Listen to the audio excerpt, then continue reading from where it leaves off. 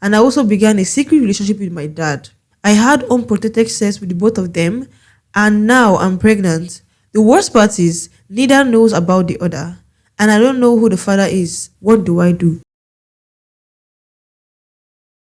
Hello and welcome to Tribe TV. I'm your host, Viva Owens, and today I'll be sharing some confessions and stories from individuals who have bravely opened up about their experience. But before I dive into today's video, if you haven't subscribed to Tribe TV, please do well to subscribe to this channel, like this video, leave a comment, and also turn on your post notifications button to get notified whenever I upload new videos on my channel.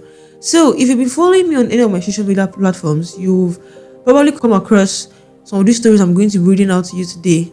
And I'm also going to be reading out some advice and suggestions from people who actively participated in the post. So let's go over to story number 1. I'm trapped in a disturbing situation. My stepbrother confessed his love for me and we started dating. Despite knowing it was wrong, we had sex and I also began a secret relationship with my dad, who promised to spoil me. I had unprotected sex with the both of them, and now I'm pregnant. The worst part is, neither knows about the other, and I don't know who the father is. I am consumed by guilt, shame, and confusion. What do I do? So for story number 1, the first comment says, oh my god, she should go for a scan first to know how far the pregnancy has gone. Then she can be able to trace who the father of the child is, except she had sex with both of them on the same day. That's from Ella.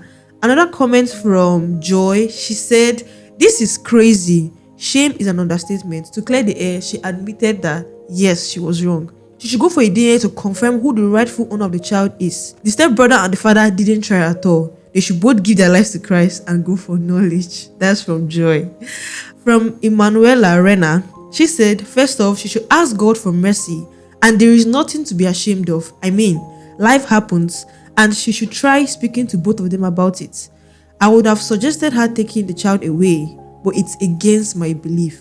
So she should speak to the both of them and ensure that they take good care of her till she puts to bed. Then she can run a paternity test to know who the actual father is in order for the person to take responsibility. That's from Emanuela.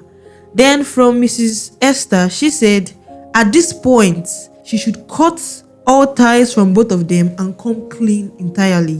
What do you think about this story? Leave your comments on the comment section. 5 years ago, I sabotaged my best friend's relationship with her fiance, who I later married.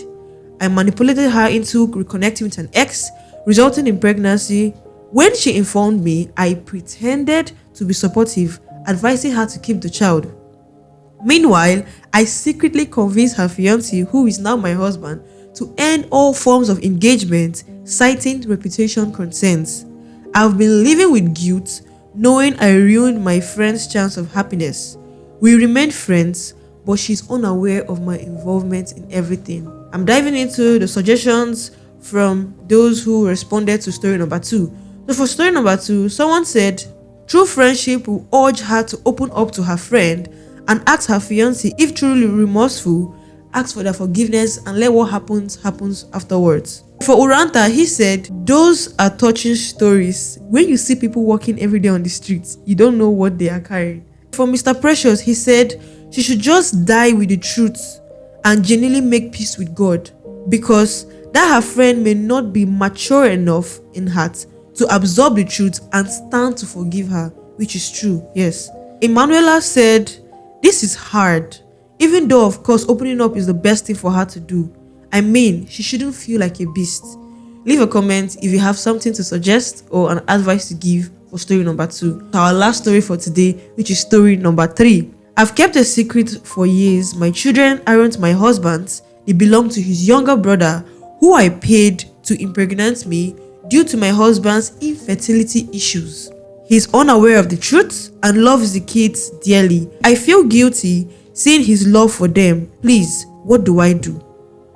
So for the comment under story number 3, the first advice is from Mrs. Precious, and she said, you have to tell your husband the truth regardless of what the outcome would be, because whenever he finds out by himself, the consequences might become worse.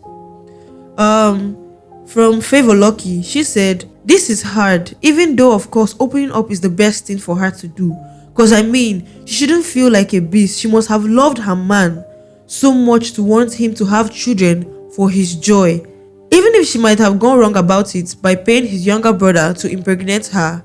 But at the end of the day, all was done out of a place of love. So she should keep the secret to herself, ask God for mercy, and move on. So we've come to the end of today's episode.